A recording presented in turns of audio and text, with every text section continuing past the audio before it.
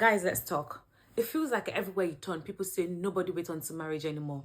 Some people even make it seem like it's impossible to actually wait until marriage. So do they do? And it's crazy, it's becoming a bit cray cray.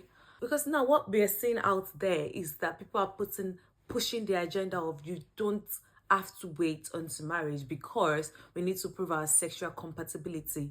What? What? But just because the world is doing it, does that make it right? Now, understand that the dating scene is a bit, it's difficult. It's getting a bit hard. I don't want to say it's difficult, but it's getting a bit hard to find someone that actually wants to wait until marriage. A lady could actually meet a guy today. You guys have had like past the talking stage. You guys are in a relationship, and the next thing is asking for sex just to prove your commitment to him.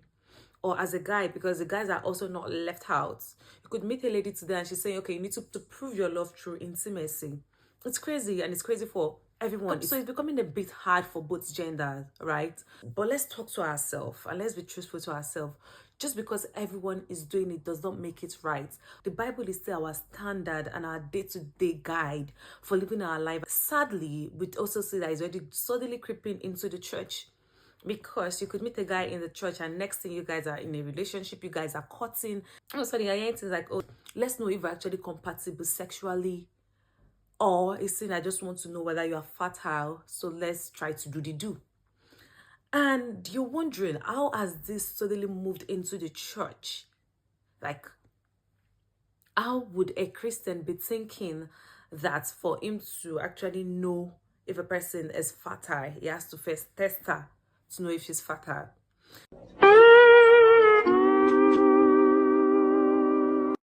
Sadly, some of us are gradually accepting it, which should not be. And which takes me back to what I was saying initially. Just because something is common, just because something looks like it makes sense, does not mean that it makes sense. So you can imagine you're trying to prove your sexual compatibility with a partner or a person that you are courting or you are dating or you're in a relationship with. And yeah, you guys eventually do you guys have sex, and then you find out that you are not compatible. What then happens? You leave that person, go to the next person, check whether you guys are compatible. If you guys are not compatible, you go on again, continue again, until what happens? The side effect of these things is that we are exposing ourselves to things that we should not expose ourselves to, knowledge that we should not expose ourselves to, because there's a reason why God has said the marriage bed should be kept pure.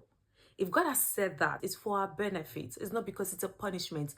God actually made sex, so he wants us to enjoy sex. And if you probably feel like, okay, you're getting pressured by your partner, and your partner is like, oh, let's have sex and all of that, why not then just get married? Like, the scripture has answers for basically everything like this. Apostle Paul says that if you know that you cannot hold yourself, like, get married. Because if you say it is sex that you want to have, you will have enough, like, go and marry and be having it and see if that's all like life has to offer. I'm not supposed to be laughing, but basically, if that's the problem, get married. And you see that there are more problems than sex that you have to really worry about. And I'm not saying that sex is wrong. No, it is. God made it pleasurable for us.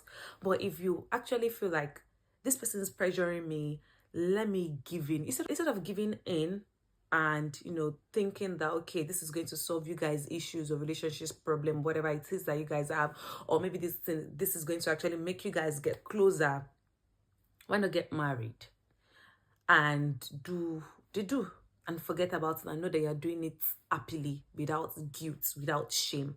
Because the issue now is these questions are also coming up in the church, like youths want to find out if it is right. Can I just, this person is my partner, we are both Christians, it says it's going to marry me, can't I just have sex with him and move on?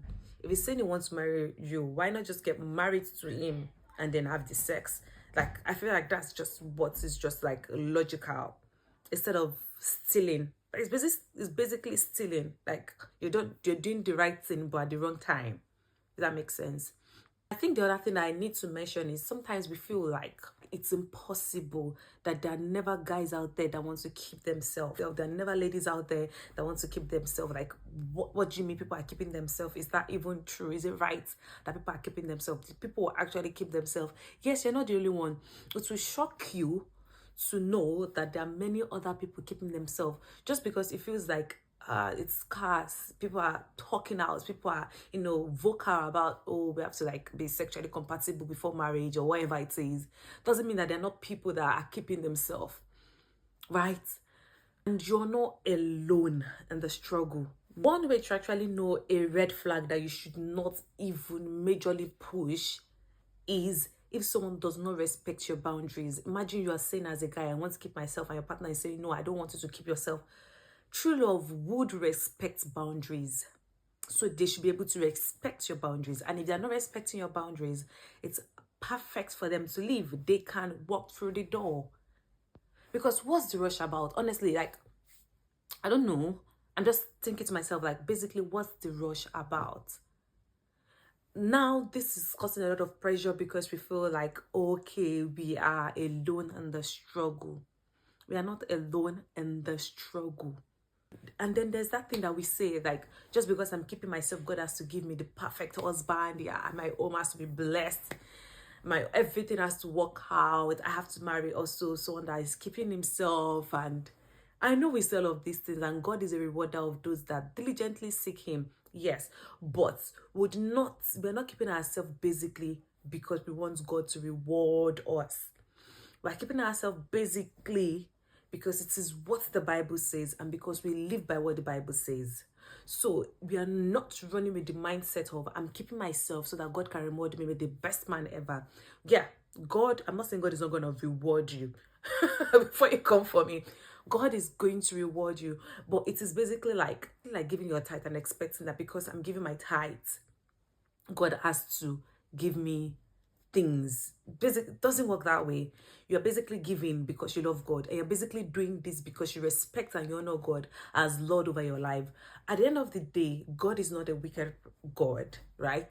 And he's going to reward you. But we also have to take away that mindset of, just because I'm keeping myself, God has to reward me with someone that is keeping themselves, or someone that has kept themselves, or like God has given me a very good partner. God will give you a good partner, but you need to also be able to take that away from me, because I've seen questions like, oh, I kept myself and this is what God gave me, blah blah blah. No, it's just happened like that.